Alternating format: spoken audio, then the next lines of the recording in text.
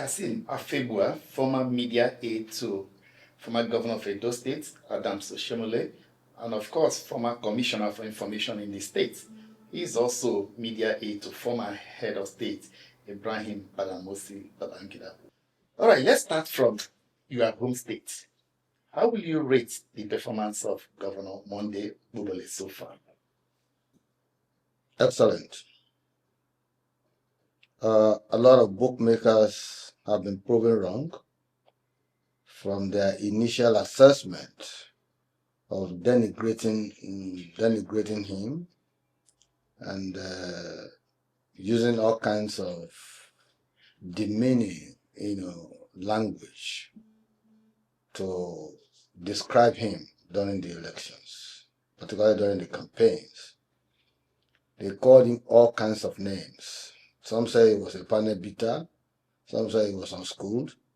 Some say he couldn't speak English. Some said he's a nobody.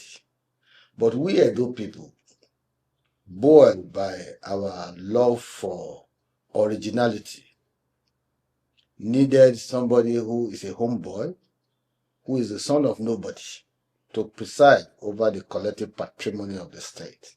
Especially at a time that we had an outgoing governor who was conquistadorial, acquisitive, and largely materialistic, and who planted hatred instead of love in the hearts of Edo people, who promoted divisions rather than unity. So we needed a man whose humility can permeate the hardness of stone, whose humility can effectuously, make the people to begin to think positively and not bear the negative ingredients that the outgoing governor was canvassing. So we voted for him. Even in the old reckoning of the PDP in their situation room, they acknowledged the fact that he won the election. But because they were desperate for power, they still needed to go to tribunal. They went to the tribunal. They said there are discrepancies in 700 and something polling units. They couldn't prove it. They submitted that they deposed an affidavit that they will be presenting about 95 to 100 witnesses. They only brought 19. Out of the 19, only 5 are polling agents. So they killed their case right from the beginning because there was no case ab initio. They went to the appeal court, the same thing, unanimous judgment. So even called unanimous judgment, it couldn't have been but God Almighty who was at play. So we are happy that the man has come and hit the ground running. He was not even distracted by the fact that there was a case in the tribunal, appeal court, and Supreme Court. He has started working, recovering roads that were hitherto abandoned by the previous government, for which we put signposts. Sorry, this is federal government road. There's nothing we can do. But because we have brought Edo in sync with the party in power at the federal level, we are seeing some robust engagement. Those roads are being fixed now. People can travel across Edo states. It is not yet Uhuru. We still have a lot of things to do, but he has started well and is doing well. Only last week I went to do inspection with him in Edo Central, and I was marveled at the number of kilometers he has covered in those areas. Brand new roads, trying to open up rural communities and all of that, with drainages, side drains, and what have you. We talk about education, he's recovering schools that were bad and all that. And every day, the demand for more attention keeps coming because that state was practically neglected. So for me, Senator Monday Okpebholo has done well. And I'm saying this from the bottom of my heart. I am not used to flattering people. I am very critical when it comes to governance. I can interrogate issues without betting an eyelid. I can look anybody in the face and tell such a person what he or she doesn't want to hear. But so far, I don't have any cause to complain with respect to his leadership style, his emotional intelligence, his humility, his firmness, his ability to interrogate issues, and his zero tolerance for corruption. Right. Recently, the governor came under the spotlight, especially from oppositional elements in the state, over his comments about Peter Obi, that whenever he's coming to the state, he must seek permission from him. And the opposition elements in the state almost went up in arms, wondering why the governor should say that. And it's been also out there in the media. A lot of persons have questioned why such comments should come. Is it an APC thing? Or is it? You see, my brother, there's a lot of ignorance out there. And that is why it's difficult for anybody to govern a state using public, public opinion as a basis to gauge your performance or to gauge your leadership emanations. It's quite unfortunate that a lot of the people who are even talking don't even have governmental experience in terms of how to run a state, even how to run a local government they don't have. You see, Peter Obi was a presidential candidate of the Labour Party in the 2023 election, aside from being a former governor of Anambra State for 8 good years. Peter Obi is not any other person. He's a former governor and a presidential candidate, and such a personality cannot be entering a state without extending courtesy, protocol courtesy to the sitting governor of such a state. It doesn't take away anything. What is opposition? We are not enemies. We are partners in progress. Opposition is an integral part of our democratic process. If you have attained that level, and anything you do will be seen from the political point of view, it's just simple courtesy. Oh, Mr. Governor, I will be entering your state so they have this thing. The governor will ask, we can afford to give you vehicles, logistics, and all of that to facilitate your visit. There's no big deal about that. They can give you vehicle, a protocol officer, and give you security support. When we were contesting the election, the governor now, he entered the state from the airport. There was an attack, for which his oddly Inspector Akko was killed. So when a VIP is coming to this, you don't know. There are elements, especially a state that is trying to fight cultism. We have been trying to fight cultism, seriously. We have been demolishing houses and all of that. And there have been cultic killing in Edo. You just wake up, you say, here 3-4 people have been killed. Open the light. So when such a personality is coming to a state, it behooves on him to extend such courtesy to the governor and wait to see the reaction of the governor. It's a different thing from a father earlier who said, he told this thing, I said he couldn't come to this. We are not like that in Edo. But the governor was surprised that, this man came and just went and all that. If something had happened, it is me they will blame. They will think, oh, because he's not a member of APC. And so when he gave that next time you are coming, you have to seek permission, you have to inform us and all that. It is now being taken out of context. But we don't have any apology. That I must tell you. We don't have any apology. Let them take it to any context. The point must be made that former President Obasanjo came when Oshobole was governor of Edo State. And when he came from the airport, he extended courtesy to the governor and came to government house. He said, Mr. Governor, I'm just passing by your state to have an event. I've just come to report myself. So the governor said, okay, Your Excellency, Mr. Former President, let's arrange some additional vehicles for you. Who are the people giving you vehicles or what? He said, no, okay. We gave him a treated vehicle and all that. They took him to the place with additional security befitting of his status as former president. And at the end of the day, when he finished, he came back and we saw him off to the airport and he left. Obasanjo was not a member of Oshomole's APC as he then was, or ACN as he then was. He was not. But he was some former president. The same thing should be extended to governors and former governors and all of that. So the way they now took the whole thing out of context, people are shouting, it's a threat, no. Whether you like it or not, under the Constitution, the governor of Edo State is the chief security officer of the state. And whatever that is wrong, positively or negatively, he has a share of the blame or of the commendation. So if such a person is coming, peradventure, he's gone to St. Philomena nursing school, fine, he's gone there to donate money, he's done this, he's done that.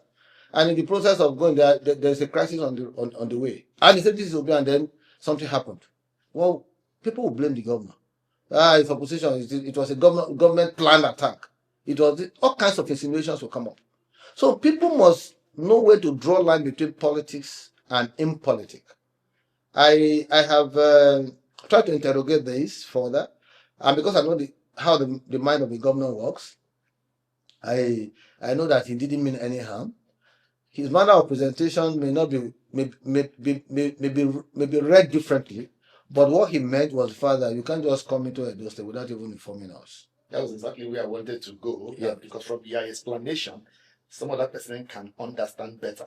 Yeah. Maybe do we look at it from the context of how it was presented? See, no matter no matter how it was presented, the people largely who are obedient, the supporters of Peter Obi, are often too much in a hurry to react to issues without even understanding the underpinning, import of such statement or even such declaration. And the way they have taken it now, they've gone bonkers. That's the truth. You see, I was listening to a video this afternoon. Somebody sent it to me, where El-Rufai was accusing Peter Obi that, okay, when Peter Obi was governor of Anambra, he stopped him and cocooned him into his hotel for 48 hours, not allowing him to participate in APC's event, monitoring and what have you. That he was kept in the hotel for 48 hours like an arrest or being detained, so to speak. Those are his words. And that today, referring to when he made that statement, that he's now governor of Kaduna State. And Peter Obi is coming to Kaduna. And that he has one mechanized division of Nigerian army as well as other things. What should he do to Peter Obi in such a situation?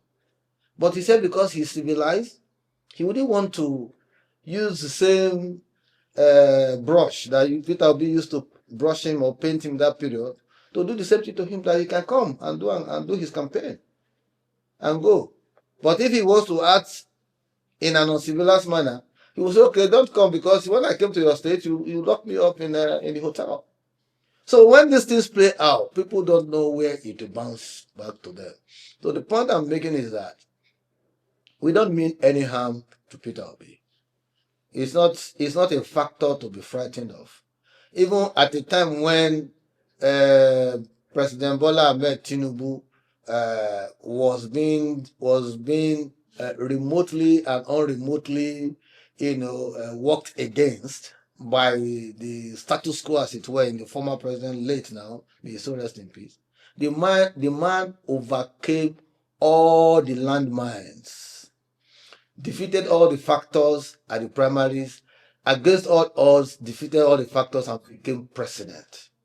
So now that he's the president of the country, and with the way that the opposition is unable to articulate themselves, to put their house in order, it will be easier for President TINUBU to defeat any candidate that will be standing in front of him in 2027. We'll get to that. Get to that. Let's look at, I remember sometime when you appeared on Symfoni, and we made reference on questions on the former head of state, IBB. We asked you and you said we should calm down, that he will be coming out with his own books, his own book, and when he comes out, then some of the things you are trying to share with us, he will be in a better position to explain. And finally, the book is out on June 12th. Either his own side of the story. And there have been a lot of talking points for so many people picking like the body of an elephant. People picking from which side of the fight you stand. The man is a whale. So for you, having seen all the reactions, what is your take? Does it align with what you were thinking when you told us that we should come? Well, there are quite a number of unspoken words and unwritten anecdotes that naturally factorize so many things that happened under Babangida's 8-year regime. And for obvious reasons and for a deliberate purpose, he tried as much as possible not to bring in so many factors and persons, particularly those ones who are no longer alive, into his discourse. He tried to, because one of the reasons for the delay of his book was because he said he didn't want to write a book where he will be making reference to those who are no longer alive, and people will be thinking that he's trying to just exploit the dead. And so to that extent, those who convinced him to write did a good job in convincing him. At least a book is already in place for him. That book can be improved upon by himself or subsequent writers of Nigerian history who are good chroniclers of what transpired during his time. But you can't take away the authorial impression of the man Babangida because he was the architect of his own regime, 8 good years, just like a democracy. August 27, 1985, August 27, 1993. So he was the actor. He was the one sitting at the driver's seat. But leadership under military regimes were a different tenor. They were different toga. They wear a different garb. And the way people talk when they say the buck stops at his table, I beg to differ. The buck does not stop at the table of a military president who got into office by coup, reaching out to his colleagues to plot a coup. And so him being chosen as the head of state was just what they call primus inter pares, the first among equals. So he's just a representative of that collective plot that, snowballed into leadership of the country under a military regime. So every military person you see, even your bodyguards, they belong to certain cabal within the military. That is known. And in any military formation, any security formation, there's always a Lone Ranger. The Lone Ranger may just be your bodyguard. You don't even know what is in his mind. You don't know who he is. You may just be coming out from your office or from your residence to the office, and he pulls his trigger and he guns you down. So the real commander-in-chief of armed forces of the armed forces are the security guards who are guarding the military president. Because they are the one carrying guns. The president does not carry guns. So when you are delivering your leadership credentials and you are rendering services, you have to balance all the factors, all the intricate logic, all the centripetal and the centrifugal forces. You have to balance them to be able to strike the right chord at every point in time so that you don't step on the sore toes of some of your colleagues or contemporaries who knew your route to that leadership position. So he has written a book. I've read it. I've seen a lot of the stories. In fact, I commended him that you try for even exposing certain things. That is commendable. Now, typical of Nigerians, those who were not eyewitness, Ibu was an eyewitness. Those who were not eyewitness, they are even challenging him that why will you say this? Why will you say this? They were not there with him. Oh. So that is the Nigerian factor for you. And I was in the wake of that book launch and followed some of the criticisms and what have you. I listened to Femi Falana, SAN, where he said that he was going to sue IBB and to ask for damages and what have you. This is July. This is July. Today is July. July almost getting to the end of July. We have not seen Falana doing that. People just make noise. Just talk anyhow. Just because you want to make a point. No. For God's sake, whether by act of commission or omission, General Babangida served this country for good 8 years. All the good things he did while he was president of this country, you cannot obliterate them by sheer criticism. And a government cannot be perfect. It has some negatives, no doubt. But even in the ecclesiastical works of creation or biblical injunctions, they say humans will be weighed by the quantity of their goodness and the good things they do as against the negative things, that they did. So you can't have it all perfect. That's why we are human. We are fallible. Only God is infallible. And so to that extent, you don't expect IBB to be christening a saint. No. Even himself, he didn't accept that. He says it is better at times to take bad decisions than not to take a decision at all.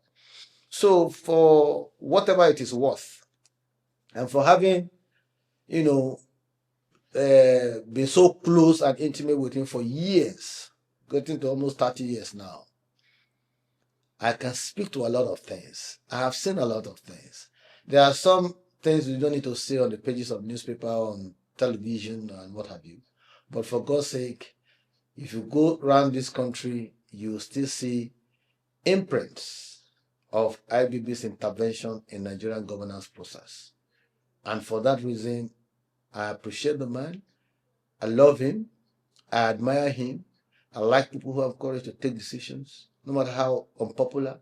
And just like I started with, I said, nobody, no leader will govern with mass hysteria. You know why? Nobody gauges mass hysteria. It's like a mob action, and it cannot function well. All right, let's look at just recently, his son Mohammed was appointed chairman of Bank of Agriculture. Yeah. And a lot of people were like, wow, is President TINUBU trying to woo IBB and stuff like that? Before we could say, Jack, he has turned it down. Do you have any any inclination as to what happened? He has accepted the offer. The so-called letter of decline was orchestrated by mischief makers. And those of us who are part and parcel of the family, we have first-hand information. But, so the president will not just give an appointment to anybody without reaching out. So ab initio, the president reached out before he gave the appointment, and the former president endorsed it, appreciated the recognition. The young man, 53 years old, at this point that he's taking the position, his father had already finished 8 years as president. IBB left at 52. He became president at 44 and left at 52. So his son is just becoming chairman of Bank of Agriculture at 53. And so never late, better late than never, But do you think it has anything to do with political maneuvering, as some people have? You see, let me tell you something. I think a lot of people don't even know the history of this country. President Babangida was actually the one who fished out President Bola Ahmed Tinubu in 1998-99, prevailed on him to run for Senate election.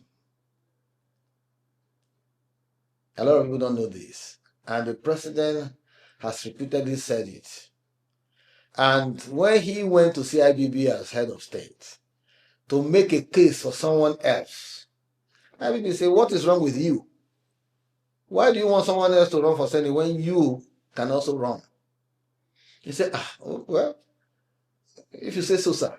He said, go on. We need brilliant minds like you to participate in the process and enrich the process so that the quality of those who will be representing Nigerians at the parliament will be those who actually believe in democratic rule. And you have always been talking about democracy. That's how President Tinubu contested for Senate and won. So that relationship has been there for years. So it's not, Babangida supported him in 2023. That much I know because I was part and parcel of the process. I went with the president to Mina to see him and all that. I had robust discussion and engagement. IBB believes that in order for us to get the rhythms right, political rhythms right, there has to be a deliberate effort to balance the political algorithms of north-south dichotomy. If the former president, now late, may he so rest in peace, was served for 8 years, it was only natural for the South to be given opportunity to serve for another 8 years. It does not matter where it comes from in the South, maybe Southeast, maybe Southwest, maybe South-South. It depends on the optics. But he believes that if we can balance that rotation that is unwritten, it will help to build stability in our democratic system and also the consciousness of bringing everybody on board and building a national cohesion that will propel growth and development. So from day one, he supported a southern presidency. And when all the southern candidates came to him, he opted for President TINUBU. And I asked him why, and he said, TINUBU has been around for quite some time. He has been fighting for democracy. It's been this, it's been that. Such a person will not be swayed easily by the kind of pressure that is often, so compelling that may want to derail you from putting your eyes on the ball. That the man is firm, strong, and stubborn in a way. And so he supported him. In 2027, he's still going to support him because it is still the same southern opportunity for 8 years. So by 2031, it will naturally be the turn of the North to produce another president. And now when people start talking about another southern candidate and all that, there is no southern candidate that will come that will not spend 8 years. It will be a fresh mandate. So it is better. Listen, there's nothing you can do that will be manifestly remarkable if you are not able to spend beyond 4 years. My brother, this country is very large. There are a lot of competing interests, a lot of competing challenges, economic front, infrastructural front, our human capital development, our unity as a country, national cohesion, insecurity, all kinds of things competing for attention. See, I don't see anybody with a magic wand that will tell me he wants to be president of Nigeria for 4 years and he is going to make a remarkable impact. These are deceitful statements and commitments that is just ancillary to getting hold of the pot of soup. When it is time to eat the pot of soup, they will say, we don't know so this thing be. So it will be different ball game altogether. So for God's sake, people should be honest, practical, futuristic, and speak truth to power. I don't have problem with other candidates, but I would prefer a TINUBU who has already set the tone based on his renewed hope agenda of implementing certain things. Let them begin to manifest 3rd year, 4th year, then it gets a re-election, it continues. Let's see how stable the country can become. I was listening to Dangote and Tony Lumelu just yesterday, and we were talking about the stability in the foreign exchange. I also listened to Samad Rabiu, the owner of Bua Cement, and they said there has been some level of stability in the foreign exchange, dollar-naira ratio and all of that. So that gives investors some level of assurances when they want to invest, but that they pray that the thing continues to drop down, to come down. If all the mechanisms and suggestions and policies that the government is putting in place is allowed time to mature, that there's likelihood that will come down. The same thing with fuel, petrol. It started for 1,100 and all that. Today it's 840. So it's coming out gradually. We are stabilizing gradually. It's not going to be an El Dorado, kind of scenario, or just one fell swoop, everything will fall in line. No.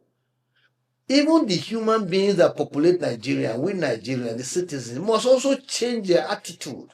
There has to be a deliberate and sustained effort at attitudinal reorientation of minds. And I find it funny when people keep describing or comparing Nigerians with other nationalities. Or you want to give you an example, you say London, Londoners, Americans. And for God's sake, our mentality is different. A typical black man in America reasons differently from their white counterparts. A typical person, citizen of Britain, thinks differently. When they see government property, they know it is government property. They don't go deliberately to vandalize it. Over here, we do it. Is it that there's no hunger in London or in Britain? There's hunger. There's hunger in America. But people deliberately go to remove manhole metals, take them to shops to sell them, and make money, and they'll be happy. Maybe at the end of the day, They'll be driving big cars. They are happy that they have stolen government property. They've sold them and all that. These are little things that mean so much about the psyche of an average citizen if you don't buy into government policies. Look at railway. You go in the thick of the night to remove the sleepers, metal, that are so expensive. And here is a government struggling to build railway so that people can move from one location to the other to pursue their legitimate aspirations. So, the mentality of an average Westerner is different from us. You say because you are hungry, you see electric pole, you bring it down, you remove the top, you go and sell. Or even when they just fix them today, the following day they've removed them, they vulcanize them and they'll go and sell them. No. Okay, so please, IBB for sure is supporting the completion of a southern mandate and is very much in support of President Bola Ahmed Tinubu. Some of the things you highlighted now, for some persons, the difference between Nigerians and some of these crimes you mentioned is that there are consequences for actions. But in Nigeria, there seem to be no consequences for actions. As a matter of fact, burglary and violence seem to pay in Nigeria. You see non-state actors sitting on the same table with supposedly leaders and officials. Non-state actors should be behind bars. You see government rewarding non-state actors that have carried gun against the state. And even the examples you cited. Undoubtedly, you would expect that when these people are caught, they are prosecuted, they are punished. Okay. But here, we romance no, and no. move on. As we speak, those ones who were caught, I remember that Wike, Minister of the FCT, took the bull by the horn to go after those persons, and they've made arrests and they are presently being prosecuted. But again, the slow administration of justice in Nigeria is a factor. It slows down quite a number of things. So that's another aspect that will need reforms and that will need deliberate intervention. That is that. You see, Nigerians are the architect of what obtains in Nigeria. You know why I said that? You arrest somebody, you are prosecuting. Or you arrest somebody for corruption. You see the person who mobilize members of his community whose money he has actually stolen. They will pack themselves in buses and they will populate the courts, shouting and hailing him in the name of Rankadede. We have seen people. Where is the man who was former Accountant General who was accused of stealing or misappropriating over 200 billion? Where is he today? The government released him after plea bargain of paying 30 billion. Okay. Where are the others who have been part and parcel of the misgovernance we're talking about? Are they not the ones who are front runners of the coalition? Government failed to prosecute them. You see, let me tell you, it's not that government fails. A lot of them are undergoing prosecution. I was listening to Kayode, the EFCC chairman, saying that about 18 former governors are under prosecution and that there are others who are even serving who are still under their searchlight. The point I'm making is that there was somebody, former governor Yaya Bello, who refused to present himself for trial. Nigerians were saying, they should leave him now let him chop money before. They were saying that before the man finally submitted himself for trial and is still undergoing trial. So you see, the mentality of an average person is oftentimes, of average Nigerian now, is oftentimes dictated by a sense of parochialism that is entrenched in tribal inclinations, clannish sentiments. This one are my own, that will not be my own. Just the way you have told me now, Nnamdi Kanu has been under prosecution for quite some time now, from the previous government to this government. There are those who believe that he's just been wrongfully prosecuted. Nobody is trying to remember the action and inaction he carried out and the concomitant effect it had on the Southeast Collegiate. So, it is convenient for us to see a problem. But most of our problems were ethnic colorations. They were tribal sentiments. They were clannish sentiments.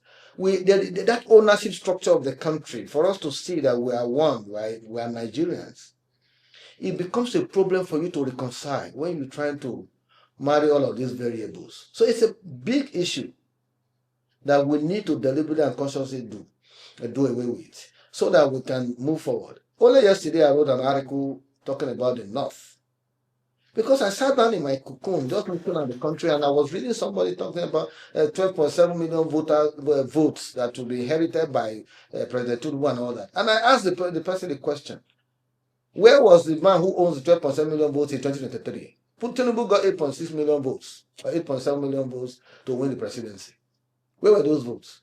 What was the impact of that person's late Buhari's on the well-being of the 12.7 million votes?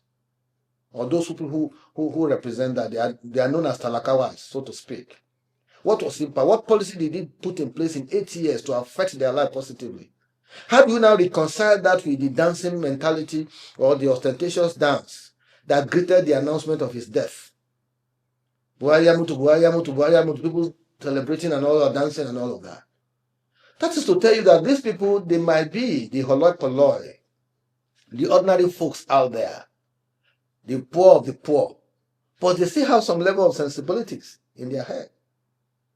You can imagine if President Buhari ab initio was not allowed or did not become president and he died, they would have said, oh, this is the Megeskia, the best president Nigeria never had. But we had him in 8 years and we saw the monstrosity.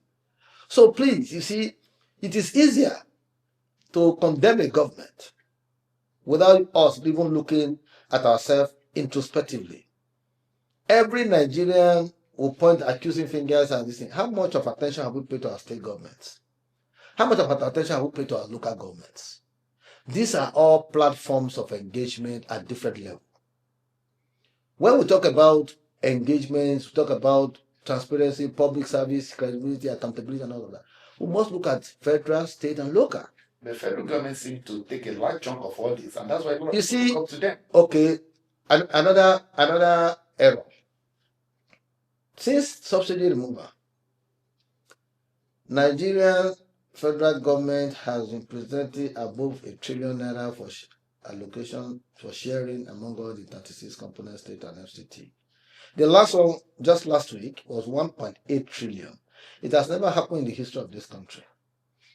We were sharing 750 billion. The best that Buhari could share was 870 or 830 thereabout billion naira. Now we have taken that 1.8 trillion. That means there is a corresponding increase in terms of finances at the state level and at the local government level. What impact have we gotten from that? This is why I personally make, case for the media to beam their searchlight more at the state and at the local government level, not just federal all the time. You see, because if there is complementary development at these cadres of government, there is the likelihood that a lot of problems will be solved without necessarily calling at the federal government. And we as a people, we must change our orientation, we must change our attitude, we must change our behavioral patterns, we must carry out our civic obligations and all of that, so that we will have the morality to look government in the face and begin to accuse them of doing wrong things. If you are a tax evader at your own small level and you don't pay tax, you got no morality, for God's sake, to even interrogate anybody who is presiding over your collective patrimony, because you are also an economic saboteur and buccaneer in a way. So those who are predators to our economic well-being, those who have been dealt with in the subsidy scam, they are not resting. They will continue to promote narratives that will tend to paint the government in very bad light. I give another example. Government released money for fixing of refineries. Only when somebody retired, we heard that one particular MD, they saw 80 billion in his account. For God's sake, what is he going to do with that money for the next 100 years? Isn't that wickedness? What kind of greed is that? Why must you even exhibit such a greedy attitude, conquistadorial attitude, acquisitive attitude on public finances that is meant for the collective? It is convenient. What should we do with such persons? Because you prosecute them and keep them for perpetual jail That is the problem. But many a times you will hear that You see the plea bargain. no, it It is brings 10 million from the 80 billion. no, And no, then no, it no, goes. no, no. You see, the plea bargain issue has its positive, has its negative, because you see, oftentimes it's like the scenario that painted that unveils itself when you try to understudy how Singapore got to where they are. I'm a student of anti-corruption studies, and I've done a lot of comparative analysis in kind of a lot of this. I've done studies home and abroad. You see, it's always difficult for you to fry the big fishes. But Lee Kuan Yew and others who presided over Singapore, beyond the normative 10, some of them stayed beyond 8 years that is statutorily allowed, had opportunity to carry out a long haul of actions to mitigate all of these corruption tendencies. So he didn't just start by frying the big fishes. He started with the small fishes and discovered that, in fact, the bigger ones are worse off. It is not that there's no corruption in Singapore today, but it has been abysmally reduced. That's one. And there are consequences for such inactions. So over here, we have not gotten our anti-corruption diktat rightly. We have not gotten it correctly because, like I often say, it's like the corrupt chasing the corrupt. Within our formation, do we have anti-corruption studies at the elementary schools? No. Do we have it as part of our curriculum? No. You take a man who has been looking for a job in the last 8-9 years. You suddenly recruit him to be an anti-corruption cadet in EFCC. You take him through all the training and you want him to sit down with poor salary to be prosecuting a man who has been accused of stealing 100 billion. Are you making sense? No. And the man comes, the officer comes, EFCC officer comes, confronts the man, and he says, oh, okay, I know that things are quite rough and all this, and we are going to go to court, no problem. As you are going, he said somebody should give you $100,000. This is a man whose salary in the next 20 years, he will not get $100,000. And he's been approached just on one encounter with that. The instinct, the corruption instinct in him will think back, say, I'll do for house for 9 years. I'm just 2 years old in this job. I can collect this one and go and set up a business. What is wrong with that? So, until you begin to inculcate those attributes, those essential ingredients that will make people to consciously realize that corruption is evil to the society, you plant it in the minds of the young ones who are still not adulterated by the vagaries of Nigerian polluted political and economic atmosphere. There you begin to get it right. And I told somebody, I said, give me EFCC to run. I will run it differently. And what will I do different? I will make my salary a public declared figure. Mr. President, pay me 50 million per month, because that will take care of my immediate needs and that of my family. With that, I will be able to look into the trappings of that office when people come begging. I will become a no-nonsense EFCC czar. But you cannot be paying me 1.5 million naira per month and you expect me to perform magic. Then tomorrow, the society where I come from will begin to accuse, they look at him, idiot. He was in EFCC for 4 years. He didn't even come up bitter, he couldn't buy. Now him first get Nigeria. I mean, he love Nigeria past Nigerians. When you come home in the village, they don't look at you with scorn. They walk away. That means society. The factor in letting people know what you earn is critical. That is one. Two, my budget as an EFCC or anti-corruption agency will be known for public scrutiny. Because in anti-corruption studies, you have to look at the cost effectiveness of pursuing a case. A man who stole 10 million naira, you can't be using 15 million naira to chase him.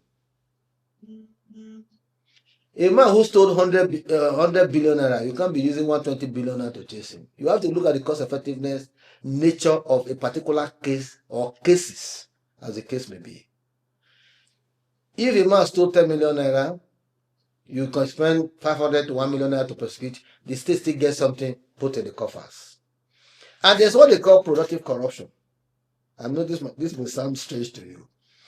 A man has stolen 20 billion. You've caught him red-handed and you have stolen 20 billion. You've got dependents. It's part and parcel of the Nigerian society. Rather than for you to cripple him and make him useless to society, you tell him this money, if you didn't see this money was gone. Young man, go and bring a proposal of how to utilize this money and plow it back to the Nigerian economy. To the point that you can take employ at least 100 people. Those 100 people, taking them off unemployment market, you will have created an incentive for them to live a life. It's a different thing when you carry the same money, you say you have repatriated the money, you keep it somewhere, somebody else will steal the money. Supposing the productive angle you are looking at opens a company, which some of them have done, open a company, employ Nigerians, after 2 days, he says it's bankrupt. No, it's not no. It's not the one who will be running the company. It's going to just be a partaker. If you are bringing 5 people from your side, government will bring 5 people from their side. 10 people. They'll look at your proposal, government will also bring proposal. We want to invest the money. They place you on salary. Simple as ABC. The resources is not with you. The resources will be domiciled in a special account that will be presided over by government. You see, if you follow some of these things, because the whole essence of it, the damage that corruption does to a society, you can mitigate it if you are able to apply some of these resources that are in the hands of certain people. When you travel out of this country and you say you don't have resources, you are struggling to meet up with, only people are there, they will tell you, what are you saying? Nigeria is stupendous, really. There are a lot of billionaires there and all of that. When you see things happening, you're bound to believe. So the challenge of governance in Nigeria is quite huge. And when I see some people just talk, 4 years is my brother, 4 years is not enough for you to make the right impact, but it's enough time for you to lay the foundation for certain things you want to be seen done, which I believe very strongly that President TINUBU is doing. I've had interactions with President TINUBU during the campaign, severally. I've tapped into his brain. Give it to that man, he's brilliant. Give it to that man, he understands economics.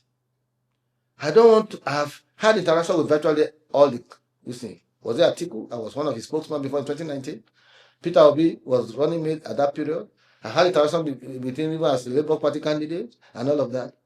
I have not seen the depth that is profound in some of these persons than that of President TINUBU. And I am not genuflecting on this issue. I'm not flattering. I am not trying to please anybody. No. I've asked questions, deliberate questions on economy and all of that. Some of the things he was going to do. He's doing them. You need a man of courage, a man of boldness, a man that's firm to take certain decisions. This subsidy removal, if he was a weakling, he won't do it the first day he got into office. Because he want to pander to the sentiments of the public. They say, oh, this is a people's government. A lot of people have also argued that he didn't know the implication of what he was doing. And that was why he took that decision. And the implication is still biting Nigerians still today. Let us bear that implications. Let us bear it for some time, then things will begin to normalize. If you know how the subsidy scammers and buccaneers, if you know how they were operating under Petroleum Equalization Fund, you will marvel at the ingenuity of people at corruption. I had friends there. My brother, people will sit back. A memo will be generated and it will go around all the tables that LPFO has been supplied, it's been delivered, it's been seen, and we are going to pay the equalization fund to the tune of 1.8 billion. Nothing will be imported, nothing will be transported, but the papers and documents are fantastic. People are just sleeping at home and their account alert is just hitting their account. For God's sake, my brother Victor, the buccaneers and scammers are as sharp as terrorists. They are one step ahead of you every point in time. So economic terrorists, predators, and buccaneers are very smart. They will promote that narration. Oh, the implications are so heavy. Because they have so much money. They want us to go back to those bad old days. Well, it is good riddance to bad rubbish. I want to commend the president because even all the presidential candidates, as it were, Obi and Atiku all said they were going to remove subsidy immediately. The strategy differs. No. They said, see, that's a matter of opinion. It's a matter of opinion. Because you may choose to wear your clothes by wearing your trousers first. I may choose to wear the shirt of my suit. It's a matter of opinion. I may decide not to even put on the blazer on it by just throwing it on my shoulder. It's a matter of style. But what is important is that I am being cloth. I wear shoes, I wear the trousers. At the end of the day, I still come out looking sparkling like you. So the three of them all promise that they will remove subsidies. That is the denominator. Let us agree on that. How they will go about it is different, which is natural, which is humanly self-instructive. But to say that removing subsidy was a bad idea, I would say no. Before now, I used to say, oh, we shouldn't remove subsidy, we shouldn't. But when I experienced with my bare eyes the kind of corruption that was being perpetrated in Petroleum Equalization Fund, I said, no, President Tinubu has done well. Is APC afraid of this coalition? The way they've been prancing up and down, it looks as if they are scared of the coalition. Victor, is there a coalition?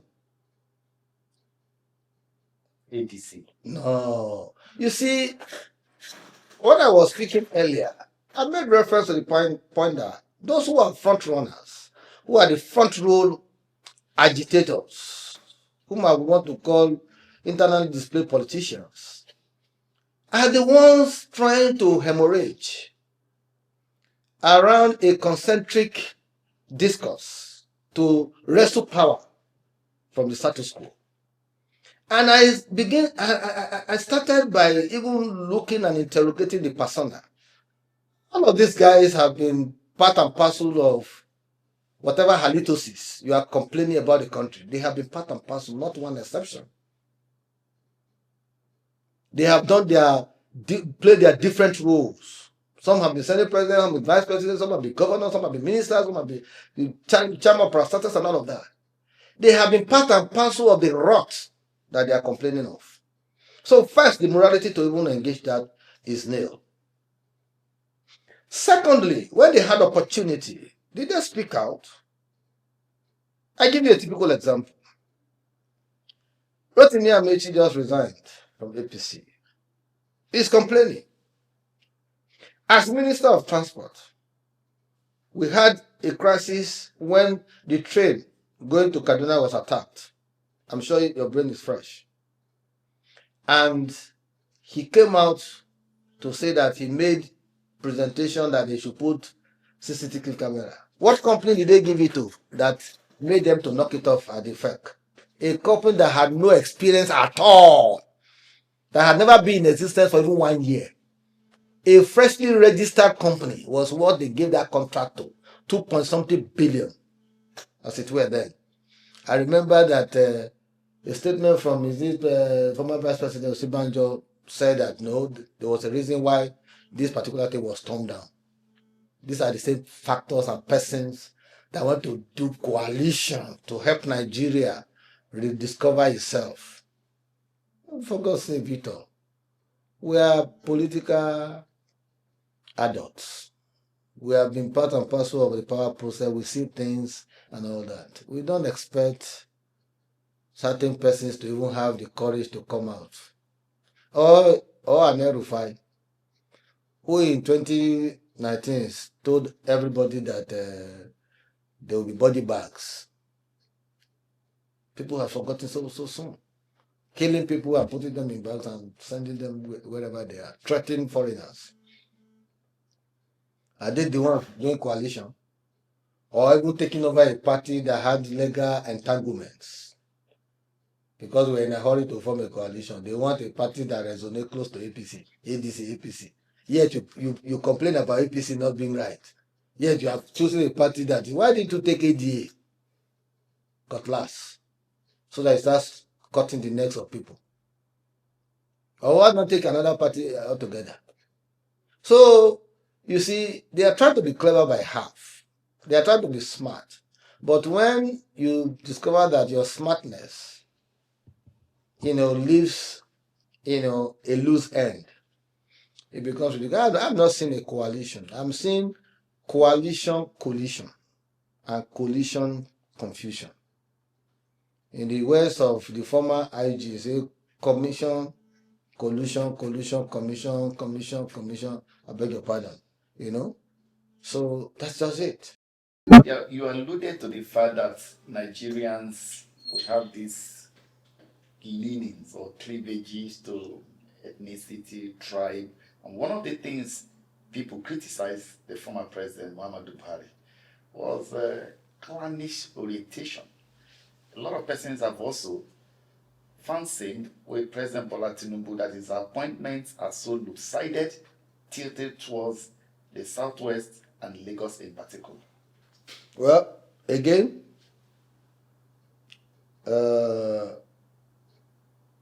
largely an uninformed position. Only yesterday, I saw a graph, the pattern of distribution of appointments in this government. Northwest carries the largest share so far. Southwest, the second,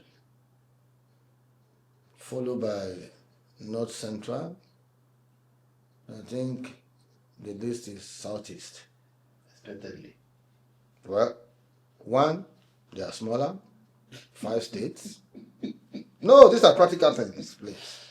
I'm not looking at the politics of geopolitical, whatever. They are smaller in terms of 5 states. In terms of voting population, they are also smaller. Northwest is higher, Southwest followed.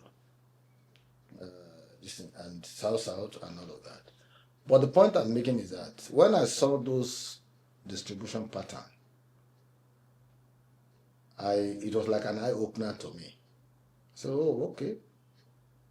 It means that his handlers are not speaking factually to figures. But in the case of the previous administration, I, Kassim Afegbua, gladly left the APC in 2017 to assume the role of a critic of the Buhari administration.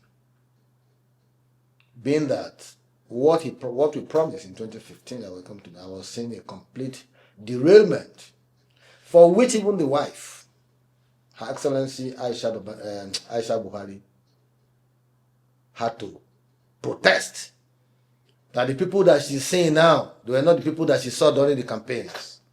That her husband's government has been usurped. All kinds of things. So, to call him a nepotist, may he so rest in peace, it's late now. They say you have to use kind words for those who are dead, but history will remain permanent. So I called him, a nepotist, severally.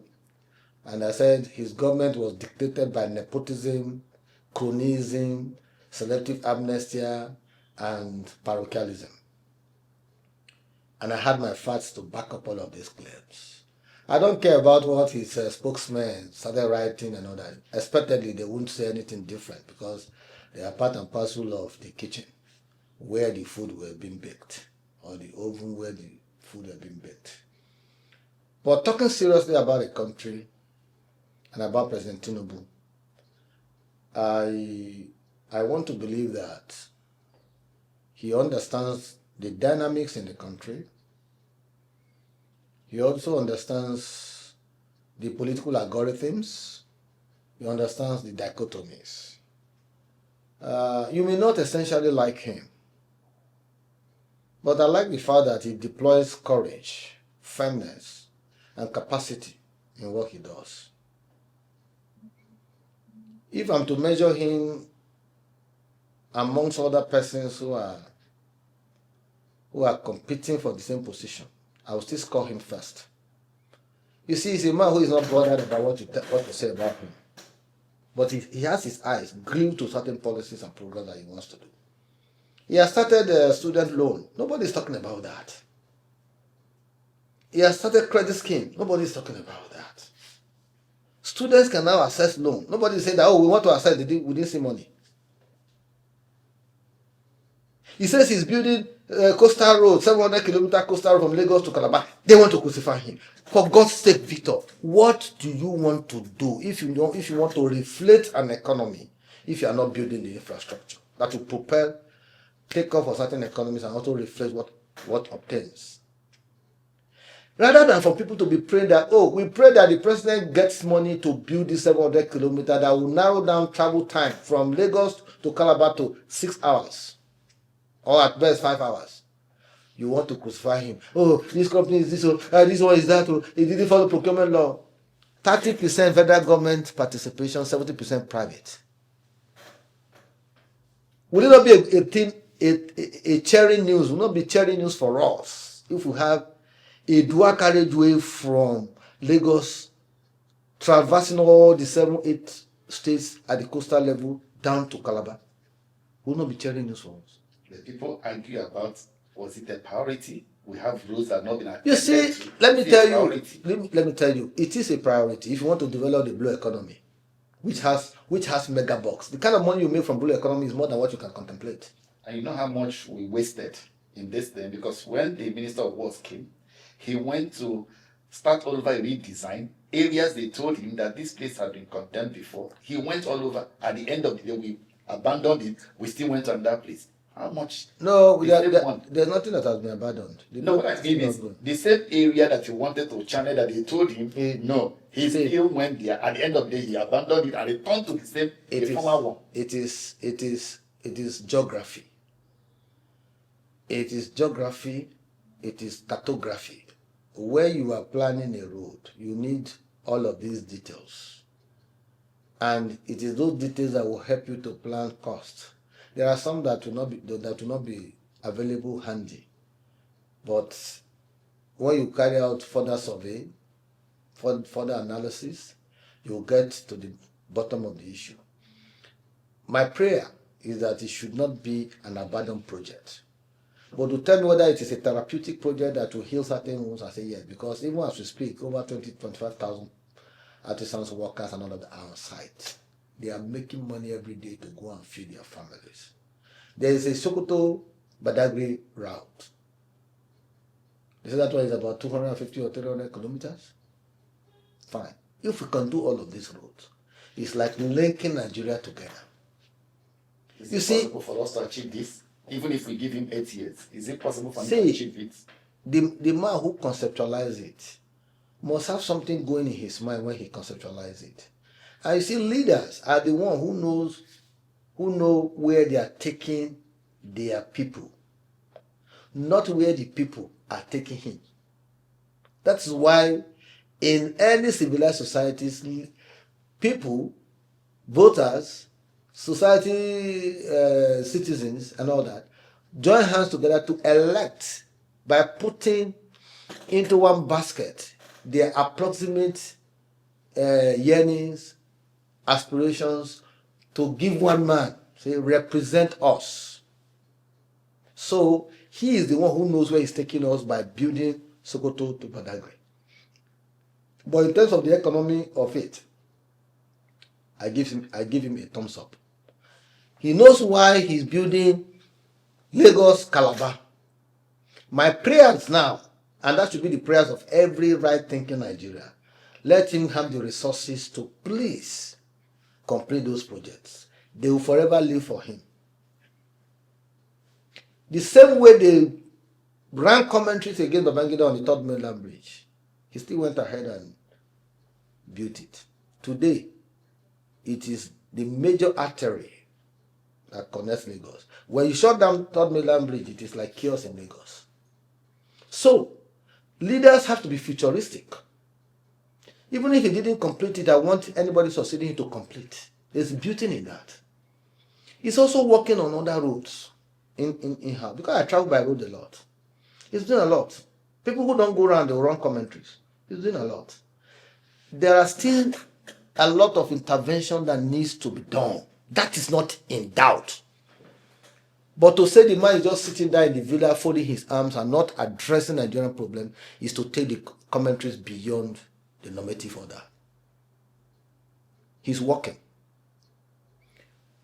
What we need to do as citizens is for us to also play our own role, patriotically, not destructively. Because every government that comes will need to collectively bargain on our destiny and how to advance the cause of humanity. When you constructively engage and you collectively bargain, you will be able to strike the right chord of how to move this country forward. Look at the role of the governor of Enugu when he decided that no, this Monday sit-at-home order by one iPod or whatever, it has to stop.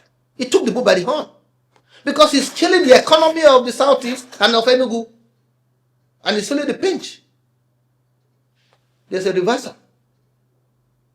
That is how to confront developmental challenges, existential threats to national unity, economic, political, social, and otherwise. So please, as citizens, I don't want us to give up. We must continue in our efforts, both at the individual and at the collective level, to see how we can support government to pursue the aspirations of the nation. And at the state level, how we can also encourage our governors to do the right things. The media has a role to play. Beam your searchlight on governors, on local government chairmen. How are they using their resources? They want billion. Because the local governments are getting 2 billion, 3 billion allocation now. Before it used to be 50 million, 100 million. That means they can do a lot of things at the local level. And so, like Edo State, I supported the APC candidate in Senator Monday Okpebholo when he emerged as a candidate. Even when people were running him down and thinking that, he would do it, they said, panel beater. I said, yes, we need a panel builder of a governor who can panel beat a rotten system, a dilapidated vehicle, accidental vehicle, and panel beat it, bring it back to road. And you see the driver will gladly be driving and moving forward. In fact, panel building is actually what he's doing right now in Edo. He's panel-beating our roads, he's panel-beating our education, he's panel-beating our health sector. All of this under Obaseki. They were on holidays. 1.68 trillion was what he said he realized in 8 years. We couldn't see a corresponding impact in terms of performance on ground. I was a member of the asset verification exercise. How much did he leave behind? We had to surreptitiously invite the EFCC to stop withdrawals from a particular account. That was the only place they left about 25 or 26 billion naira. Because they wanted to use that money to... if you see a lot of bestialities, and they call themselves technocrats, smart way to defraud the state, conquistadoria, acquisitive, spending money and taking money that you don't need in this life. How long are you going to live? The greed is too much in us. Greed. I told somebody, I said, you don't need too much money to live a life. In all of the grammars of speaking, look at President Buhari. He was just buried like a commoner, in line with the Islamic faith. That should be a good lesson to a lot of people. People want to build 700 and something houses, 500 houses. For what? You can't sleep in 2 rooms at the same time. You can't even sleep on 2 pillows, only 1 pillow at a time. My brother, once our orientation is just towards this kind of, selfless and priceless, appreciation of life, it becomes better than for those who want to steal what their generation, the next 50 generations do not need. So for me, I'm a different person altogether. I don't pray to have that kind of resources that people are parroting about. Little resources. Take care of my children's need until the time they grow up to become adults. Feed my wife. Take care of little commitments of extended families. And that's it. If I have. If I don't have, I'm okay. The day I don't have money, I put Gary on the table, I drink. My kids, they understand. They'll drink. Tomorrow may be different. But to be pursuing money with all my two legs, running every time, pursuing money. Public money, you carry, you chop. You carry, you chop. This one, you chop. Hapa. So, for our anti-corruption studies, we must try to cut bottlenecks. One, corruption is defined as monopoly plus discretion minus accountability. The discretionary powers of an individual is what leads to abuse because he has a monopoly. That's why there is no accountability. So that's why the global definition of corruption is that monopoly plus discretion minus accountability. So I would rather crave that, I will plead that they should make me EFCC chairman for 1 year. My brother, I am fearless, I've got courage, I don't give a damn about what happened, but I will make serious impact. And my fight will start from within EFCC. Because when you go to their car park and you see the exotic cars parked there, you will know that their salary cannot fetch them those kind of vehicles. Right, thank you very much. Thank you very much for sparing us your time. Thank you. Of exclusive Thank you. Funny. Tell Peter Obi not to be scared of Edo. Next time he's coming, he should extend the courtesy of informing the chief executive of the state. We love people. Edo is a heartbeat of Nigeria. And we are conscious of those who come to visit us and the safety of those persons. I cherish the managerial style of Senator Monday Okpebholo. There is no air of power around him at all. His residence is open to every Tom, Dick, and Harry. You see him sitting down and eating a maize with us, roasted corn, granuts, everything. When he's coming into a particular room and we're trying to stand up, he say, "Why are you standing up? Please. Don't create an impression around me such that I won't be able to sustain when I leave office. Let me be who I am." And that is working. You see the number of people who are defecting to APC in Edo.